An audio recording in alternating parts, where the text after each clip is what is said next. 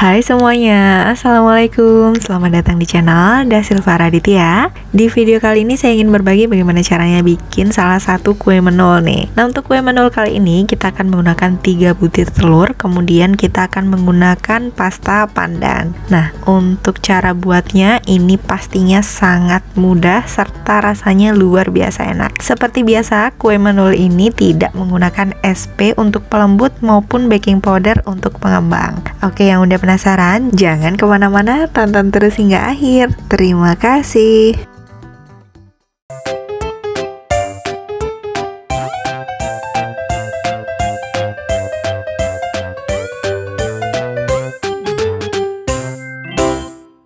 Oke, ini dia bahan-bahannya untuk membuat kue menul kali ini. Ini sangat enak banget, sangat mudah, tidak menggunakan SP maupun baking powder. Nah, seperti biasa, untuk bahan-bahannya saya akan bagi menjadi 2 bahan, yaitu bahan yang pertama untuk kuning telurnya, dan bahan yang kedua adalah untuk putih telurnya. Oke, langsung aja kita ke bahan yang pertama.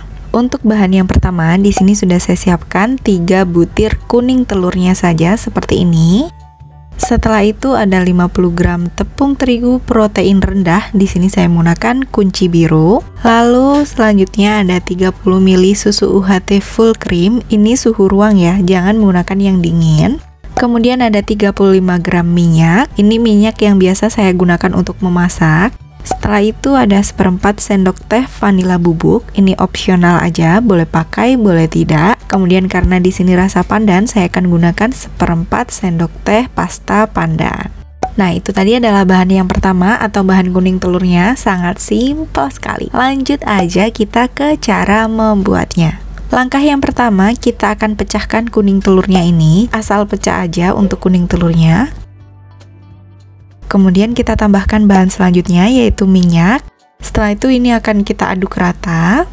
Setelah tercampur rata, kita bisa tambahkan susu UHT full cream. Kita aduk rata kembali. Setelah itu kita masukkan vanila bubuknya.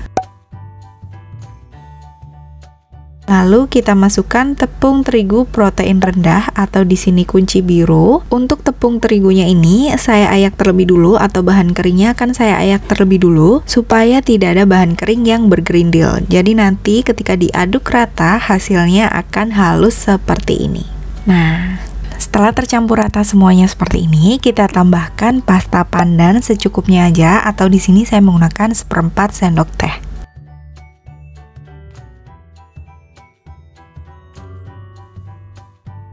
Kalau udah tercampur rata seperti ini, kita sisihkan dulu. Kita lanjut ke bahan duanya atau bahan putih telurnya. Yang pertama ada 50 gram gula pasir, kemudian 1/4 sendok teh cream of tartar. Kalau tidak ada cream of tartar, bisa diganti dengan 1 sendok teh air perasan lemon atau 1 sendok teh air perasan jeruk nipis atau bisa menggunakan setengah sendok teh cuka. Kemudian di sini ada 3 butir putih telur. Ini putih telur yang udah kita pisahin sama kuning telurnya tadi ya, teman-teman. Oke, itu adalah bahan yang kedua, sangat simpel banget. Lanjut kita ke cara membuatnya. Yang pertama, di sini akan saya siapkan terlebih dulu untuk cream of tartarnya. Cream of tartarnya akan saya tuang secukupnya seperti ini. Kemudian saya sisihkan terlebih dulu. Setelah itu putih telurnya ini akan saya mixer dengan kecepatan sedang ya teman-teman. Kalau udah mulai berbusa, kemudian kita masukkan cream of tartarnya. Setelah itu kita mixer lagi sampai berbusa sebentar. Kemudian kita masukkan gula pasirnya. Nah, untuk gula pasirnya ini saya akan bagi menjadi 3 tahap supaya nanti adonan putih telurnya ini nggak mudah turun. Yang pertama kita tuang sepertiganya, kemudian kita mixer sedikit. Kita tuang yang kedua, kita mixer sebentar. Kalau udah yang ketiga atau yang terakhir, kemudian kita lanjut mixer terus menggunakan kecepatan sedang hingga soft peak. Nah, nanti ciri-cirinya seperti apa soft peak itu? Bagian atasnya putih mengkilat, kemudian kalau ditarik dia akan berjambul terbalik. Nah, kalau seperti ini hasilnya, ini masih belum karena terlalu lemas ya. Kita lanjutin aja mixernya, tetap menggunakan kecepatan sedang. Jangan terlalu lama juga untuk memixernya, nanti sampai menghasilkan seperti ini. Nah, dia bisa berjambul terbalik seperti ini. ini, tapi juga nggak terlalu lemes, juga nggak terlalu kaku menjunjung ke atas gitu, nggak terlalu lancip ke atas. Nah, kalau udah seperti ini berarti ini udah selesai. Jadi bahan 1, bahan kuning telurnya udah selesai, bahan 2, bahan putih telurnya juga udah selesai. Kemudian bahan putih telurnya ini akan saya masukkan ke dalam bahan kuning telurnya. Di sini akan saya bagi menjadi 3 tahap. Seperti biasa saya bagi menjadi 3 tahap supaya dia lebih mudah juga untuk tercampurnya. Setelah sepertiganya masuk, kita aduk secara perlahan ya teman-teman. Jangan terlalu kuat juga supaya tidak banyak gelembung di dalam sini. Biasanya kalau banyak gelembung itu karena kita mengaduknya terlalu cepat. Maka dari itu saya biasanya menganjurkan sangat amat pelan-pelan, jadi dari tengah hingga ke samping, dari atas hingga ke bawah secara perlahan.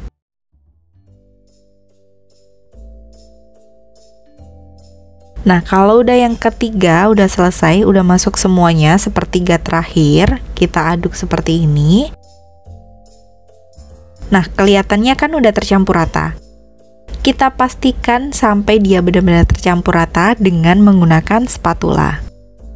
Nah, untuk mengaduk dengan spatula juga sama, kita aduk balik secara perlahan ya teman-teman. Jadi jangan terlalu cepat supaya dia tidak banyak gelembung di dalam sini. Nah, kalau udah kita pastikan semuanya rata seperti ini, berarti ini udah siap untuk kita masukkan ke dalam cetakan.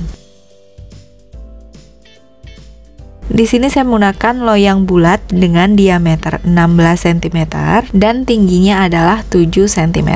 Kita tuang aja semua adonannya ke dalam sini agak tinggi supaya nanti kalau ada gelembung kecil dia bisa meletus. Jadi agak lebih tinggi sedikit.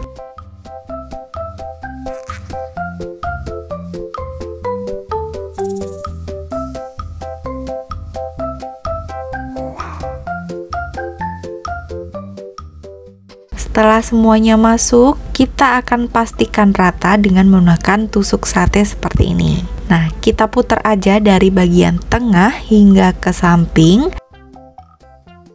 Kalau udah dari samping, kita putar lagi dari bagian samping sampai ke tengah.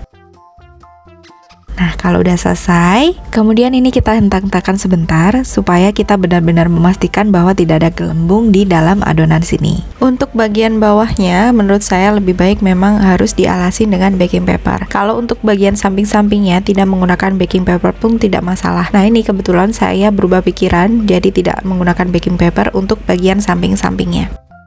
Kalau udah selesai, berarti ini udah siap untuk kita panggang di suhu 150 derajat Celcius selama kurang lebih 60 hingga 90 menit. Kenapa saya bilang selama kurang lebih 60 sampai 90 menit? Biasanya tingkat kematangan oven masing-masing itu berbeda. Jadi sesuaikan aja. Nah, untuk memanggangnya ini saya menggunakan teknik au bain marie. Jadi au bain marie itu direndam di loyang yang lebih besar seperti ini dengan menggunakan air. Nah, pastikan kalau menggunakan teknik au bain marie seperti ini, loyangnya tidak loyang sambungan. Tapi kalau loyang sambungan, jangan lupa untuk dialasin atau dilapisin menggunakan aluminium foil. Dengan teknik seperti ini, kita akan menghasilkan bagian samping serta bagian bawahnya tetap lembab dan bagian atasnya itu kering. Jadi aman lah, ini enak banget sih. Nah, di sini untuk menghasilkan kue yang matang, untuk kali ini waktunya adalah 70 menit. Nah, sesuaikan aja ya teman-teman. Biasanya kalau dipencet-pencet bagian atasnya dipegang itu masih kres,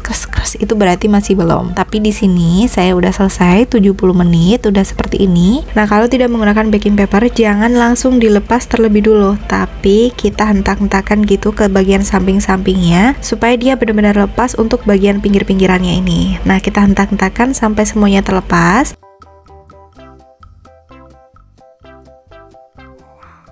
Kalau udah terlepas, baru bisa kita balik seperti ini. Nah, ini dia hasilnya, benar-benar cantik banget untuk bagian sampingnya meskipun tidak menggunakan baking paper. Dan untuk bagian bawahnya tinggal kita lepas aja.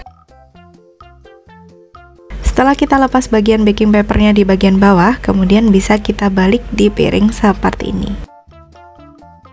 Nah, dia hasilnya seperti ini enak banget, menul banget dengan 3 butir telur, tidak menggunakan SP ataupun baking powder, dia bisa mengembang dan lembut banget seperti ini. Tanpa berlama-lama lagi, langsung aja yuk kita cicipin. Bismillah.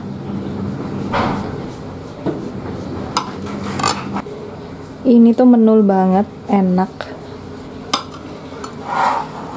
Dari ini tinggal kita bagi 2 aja.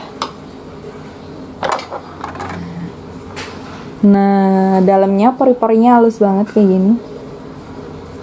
Tuh. Ini enak banget. Bismillahirrahmanirrahim.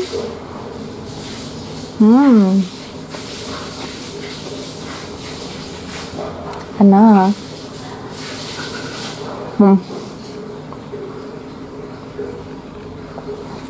Coba ya, kita belah.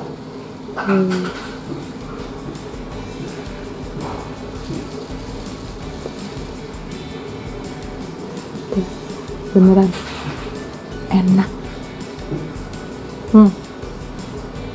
Oke, segitu dulu untuk kali ini. Semoga bermanfaat. Jangan lupa cobain bikin sponge cake pandannya ini di rumah. Ini enak banget. Dan jangan lupa juga tonton video saya yang lainnya. Siapa tahu video saya bermanfaat buat teman-teman semuanya. Dan sampai ketemu di video selanjutnya. Bye. Wassalamualaikum warahmatullahi wabarakatuh.